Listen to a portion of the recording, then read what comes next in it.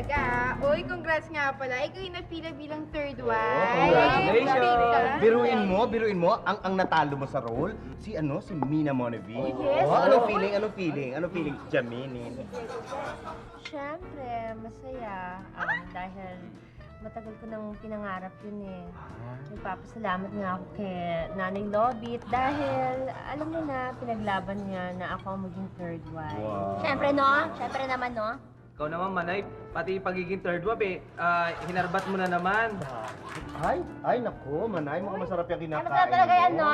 Waiter, bigyan mo na ako nito, ha? Kuha mo talaga ito. Wala ko, ha? Tapos dalawa, ha? Balot yung isa. Tsaka balot mo pa. Sige po.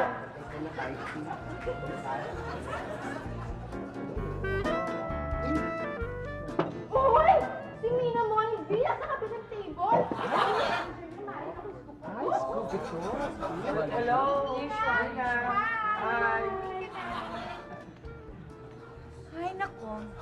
Nandito na naman pala yung manunulot. Manunulot. Eh, ako naman talaga ang bagay maging third wife. Kaya napunta sa akin yung role. Oo nga, no? Ay, naku. Sino naman may sabi sa'yo na sa'yo bagay yun? Eh, ako naman talaga ang first choice. Ikaw lang ang nang agaw dahil manunulot ka. Correct! Correct! Third wife. At magbabayad kayo, ididimanda namin kayo sa bypass na ginawa nyo. Mga manunulot! Ako pa ba ang maharapatan ninyo na datong? Naku, mangarap kayo, no? Mabati pa ako, no? No? Oo nga, kaya mabuti pa manahimik na lang kayo dahil alam na ng lahat na akong third wife. Oo, no? Ay, naku.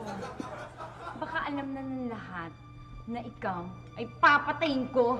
Dahil napakawalang niya mo at hindi ako papayag. Papatayin ko! Ano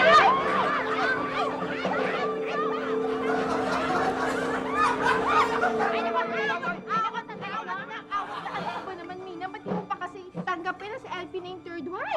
Oo nga. Para role lang yan. Nagkakaganyan ka. Ano ba yan, Ano Jamini? nangyari dito, Aberya?